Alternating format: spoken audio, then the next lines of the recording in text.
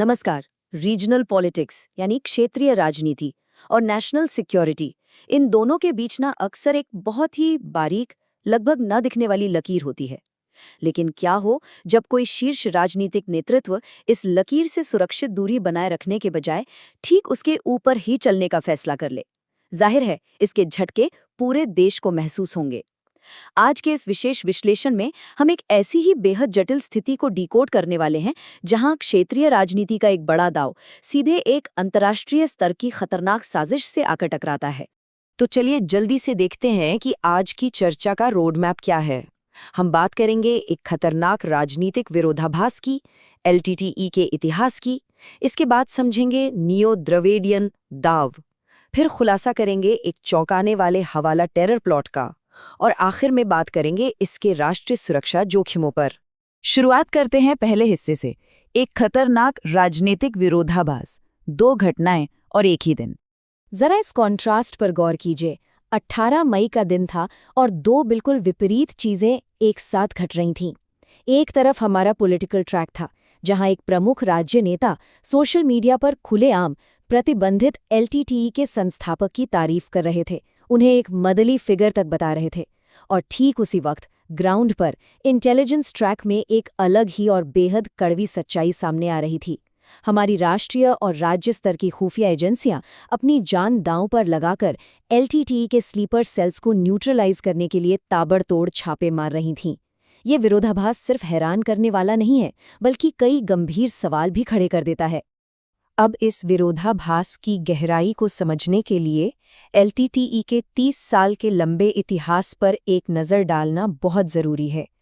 तो 1970 और 80 के दशक में श्रीलंका में स्वतंत्र तमिल ईलम के लिए लड़ने वाले इस घातक छापामार समूह का गठन हुआ। लेकिन भारत के लिए कहानी का सबसे दुखद और निर्णायक मोड़ आया 1991 में, जब एलटीटीई ने भारत के पूर्व प्रधानमंत्री राजीव गांधी की बेहद क्रूर हत्या कर दी। यही वो सीधा कारण था जिसकी वजह से भारत सरकार ने एलटीटीई को एक प्रतिबंधित आतंकवादी संगठन घोषित किया। आखिरकार 2009 में जब श्रीलंकाई सेना ने मुल्लीवैकल में इसके संस्थापक प्रभाकरण को मार गिराया, तब जाकर वो 30 साल लंबा खूनी गृहयुद्ध समाप्त हुआ। अब हुआ ये कि 1991 की उस भयानक घटना के बाद राज्य की राजनीति में बहुत बड़ा शिफ्ट आया। डीएमके और एआईआईडीएमके जैसी मुख्यधारा की द्रविड़ पार्टियों ने खुद को एलटीटीई से बिल्कुल अलग कर लिया। उनका सारा फोकस सामाजिक न्याय और हिंदी खोपे जाने की विरोध जैसे मुद्दों पर चला गया।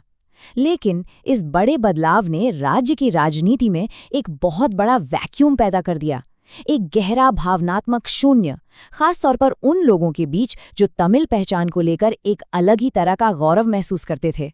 और राजनीति का तो नियम ही है कि जहां भी कोई वैक्यूम होगा उसे भरने कोई ना कोई तो आएगा ही।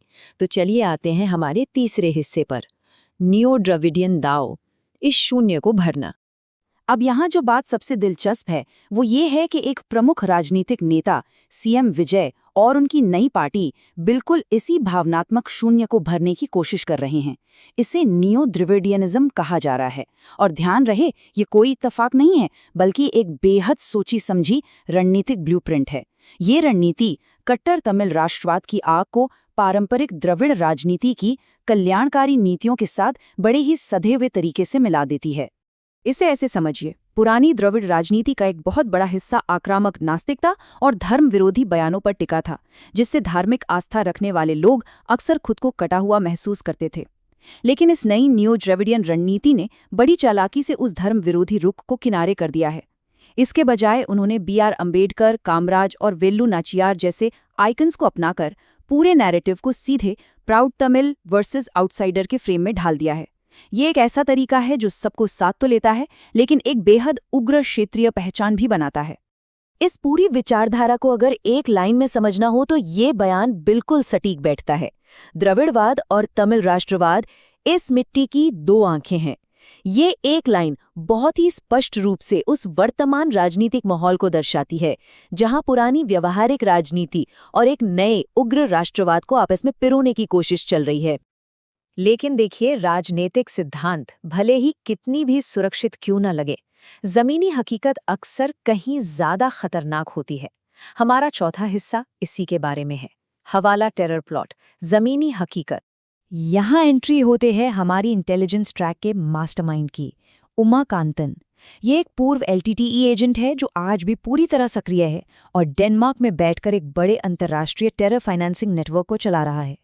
जांच में ये साफ हुआ कि इसी एजेंट ने चेन्नई के एक बिजनेसमैन को सीड मनी के तौर पर 1.6 करोड़ रुपए भेजे थे। अब सवाल ये है कि उस 1.6 करोड़ की सीड मनी का असली मकसद क्या था। जरा इस आंकड़े को सुनिए, 42.28 करोड़ रुपए। जी हाँ, एक विशाल रकम जो मुंबई के एक बैंक में एक मृत महिला के निष्क्रिय खाते में चुपचाप पड़ी थी। और इस पूरे पैसे का सिर्फ एक ही उद्देश्य था, मरे हुए एलटीटीई स्लीपर सेल्स को वापस जिंदा करना। चलिए देखते हैं कि इस पूरी साजिश को अंजाम कैसे दिया जाना था। ये बिल्कुल किसी फिल्म की कहानी जैसा है। सबसे पहले प्रमुख सहयोगी फ्रांसिस्का हवाला का पैसा लेकर भारत आती है। इसके बाद स्थानीय बिचौलियों को भारी रिश्वत देकर फर्जी आधार, पैन कार्ड और पावर ऑफ अटर्नी तैयार करवाए जाते हैं। और फिर आता है सबसे दुस्साहसिक कदम। एक स्थानीय व्यक्ति को उस मृत महिला के बेटे के रूप में बकायदा ट्रेनिंग दी जाती है ताकि वो बैंक मैनेजर के सामने पूरे कॉन्फिडेंस के साथ 42 करोड़ का दावा ठोक सके। लेकिन इससे पहले कि वे मुंबई की फ्लाइट पकड़ पाते और इस 42 करोड़ की ठगी को अंजाम दे पाते, क्लाइमैक्स आ गया। तमिलनाडु सीआईडी की विशेष क्यू ब्रांच ने चेन्नई एयरपोर्ट पर ही फ्रांसिस्का को धर दबोचा। राज्य की पुलिस और खुफिया एजेंसी का ये एक शानदार ऑपरेशन था जिसने बिल्कुल ऐन मौके पर एक बहुत बड़े अंतर्राष्ट्रीय सिंडिकेट को तबाह कर दिया। अब बढ़ते हैं हमारे आखिरी हिस्से की तरफ, भाग 5, राष्ट्रीय सुरक्षा जोखिम और इसका भू राजनीतिक प्रभाव।